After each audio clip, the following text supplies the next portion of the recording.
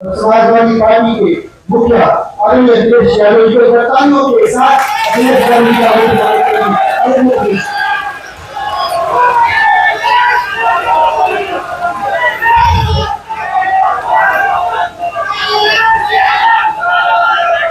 मंच पर उपस्थित श्रीमती सुनीता केजरीवाल जी, पंजाब के मुख्यमंत्री भगवान मान जी, उपस्थित संजय सिंह जी, बहुत ही वरिष्ठ नेता हमें डॉक्टर डी राजा जी,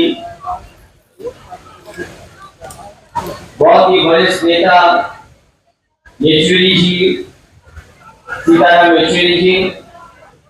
जब मैं बोल रहा था उस समय जनता दल यूनाइटेड के नेता, आरजेडी के नेता मनोज झा जी, टीएमसी के नेता डैनिक जी और बड़ी संख्या में सभी दलों के नेता जो इस कार्यक्रम में उपस्थित हैं, मेरे सामने बैठे हुए तमाम वो लोग जो अन्याय के खिलाफ लड़ने आए हैं, सभी हमारे बुजुर्ग कार्यकर्ता साथी, पत्रकार बंधुओं, इससे पहले भी हम लोग दिल्ली में मिले थे और उस समय भी हम लोगों ने अरविंद केजरीवाल जी के पक्ष में एक बहुत बड़ी सभा की थी। उस समय भी यही कहा था कि उनके साथ अन्याय हो रहा है। ऐसा अन्याय एक मुख्यमंत्री जो जनता के लिए काम कर रहा था, केवल अपने पॉलिटिकल स्वार्थ के लिए उन्होंने अन्याय किया, केवल एक संदेश देने के लिए कि वो कितने ताकतवर हैं। उन्हीं ताकतवर लोगों को मैं कहना चाहता हूं कि लोकतंत्र में सबसे बड़ी ताकत अगर किसी के पास है वो जनता के पास है। जनता ही सर्वोपरि है। हाल में जो चुनाव हुए हैं, ये अलग बात है कि जो लोग कहते थे 400 पार,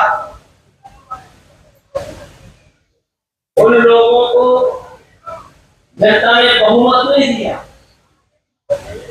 और जिस प्रदेश से हम लोग आते उत्तर प्रदेश में, जहां वो दावा करते थे कि 80 में 80 सीटें जीत जाएंगे, लेकिन उत्तर प्रदेश की जनता का मैं धन्यवाद देता हूं, उन्होंने न केवल भारतीय जनता पार्टी को हराया है, बल्कि अपना फैसला समाजवादी पार्टी और इंडिया गठबंधन के पक्ष में देकर के उन्होंने भारतीय जनता पार्टी की बहुमत की सरकार को भी रोकने का काम किया। जहां उनके सांसद हारे हैं, वहीं देश के प्रधानमंत्री जी भी वोटों से हारे हैं। वो जीते जरूर हैं, लेकिन वोटों से वो भी हारे हैं। कहां 5 लाख के लगभग वोट से जीतने वाले थे, क्या वो लोग दावा कर रहे थे कि 10 लाख वोट से जीतेंगे, लेकिन प्रशासन अगर गिनती इधर उधर वाली जोड़ करके ना करता तो शायद वो भी 1.5 लाख से नीचे की जीत होती, उनकी अपनी भी जीतनी है।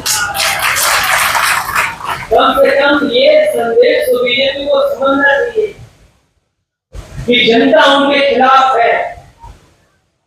और हमें खुशी इस बात की है, आप पार्टी के कार्यकर्ता नेता, अगर उनके नेता जेल भी चले गए हों, लेकिन आप पार्टी के नेताओं के और कार्यकर्ताओं का मनोबल पीछे नहीं हुआ है। मैं उन्हें बधाई देता हूं। वो यहाँ हमारे साथ नहीं है अरविंद केजरीवाल जी, उनकी पत्नी मंच पर है, लेकिन एक एक कार्यकर्ता उनके साथ जुड़ा हुआ आज भी उनके साथ खड़ा होकर के उनके रिहाई के लिए लड़ाई लड़ रहा है। जहां ये सरकार एक मुख्यमंत्री को जेल भेज चुकी है, यहाँ हमारे साथी बैठे हैं, इन्होंने ऐसा अन्याय देखा है शायद लोकतंत्र में किसी ने भी अन्याय नहीं देखा हो। और राजनीति में हो सकता है हमारी आपकी विचारधारा में कुछ हम कुछ स्वीकार करते हो, आप कुछ स्वीकार करते हो, लेकिन कभी ऐसा नहीं हुआ होगा कि पूरे के पूरे परिवार के साथ अन्याय होता है। केवल आदि मोहम्मद अजम साहब को ही जेल भेजा, उनके परिवार के लोगों को भी, उनके तमाम सहयोगी साथियों को भी। यहाँ पर मुझे दिखाई दे रहा है जिन पर झूठे मुकदमे लगे हैं, उस दिन वो भी जेल हुआ है, लेकिन वो डरने वालों में से नहीं है। इसलिए ना आप पार्टी का कार्यकर्ता डर रहा है, ना हमारी ये समाजवादी लोग डर रहे हैं। अगर हमारा रास्ता लड़ने का ये संघर्ष कर लिया है, तो हम लोग लड़ने और संघर्ष करने का रास्ता स्वीकार करते हैं। उनके स्वास्थ्य को लेकर के अरविंद केजरीवाल जी को जो चिंता है, जहाँ कार्यकर्ताओं को चिंता है, उनके परिवार और उनकी पत्नी को चिंता है, उतनी चिंता हम सबको है। तो उनका स्वास्थ्य देखते हुए और एक मुख्यमंत्री को केवल पॉलिटिकल स्कोर अपना बेहतर बनाने के लिए अन्याय हुआ है। उनके खिलाफ जितने मुकदमे हैं सब खत्म होने चाहिए, उन्हें जेल से रिहा होना चाहिए। हालांकि एक बात मैंने चुनाव से पहले कह दी थी कि कई ऐसी संस्थाएं हैं दिल्ली के पास जो पॉलिटिकल लोगों को समय समय पर परेशान करती हैं, उन्हें न्याय नहीं देने देती हैं।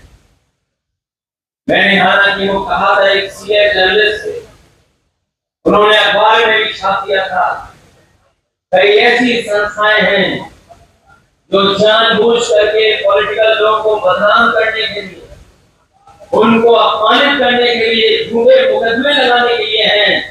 अगर जब कभी भी संस्था हम लोग सत्ता में आएंगे, ऐसी संस्थाओं को हमेशा हमेशा के लिए खत्म कर देंगे।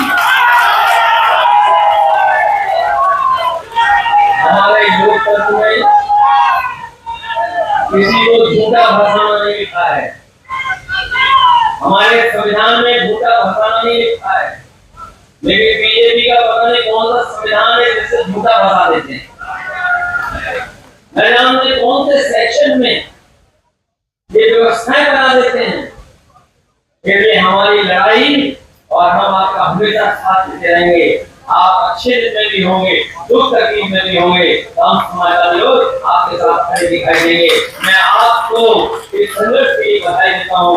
मैं आपके पार्टी के लोगों को धन्यवाद देता हूँ कि उन्होंने मौका दिया है आने का। मैं एक बार फिर श्रीमती सुनीता केजरीवाल जी से कहूंगा कि वो लड़ रही है, पत्नी होकर के भी वो लड़ रही है, वो अपनी जिम्मेदारी निभा रही है। हम उनके दुख तकलीफ उनके साथ हैं और संघर्ष में भी उनके साथ हैं। हमें पूरा भरोसा उनको न्याय मिलेगा और अपने यहाँ आए हुए समाजवादी को भी देना चाहते हैं। देर हो सकती है, देर नहीं होगी,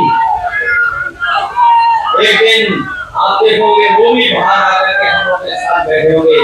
इसी आशा के साथ हमें उम्मीद है कि न्याय सभी नेताओं को न्याय देगा जिनके ऊपर झूठे मुकदमे लगे हैं, जिन्हें पॉलिटिकल साजिश के तहत फंसाया गया है। मैं इन्हीं शब्दों के साथ मान जी का और संजय जी का और आप पार्टी के सभी नेताओं का बहुत बहुत धन्यवाद।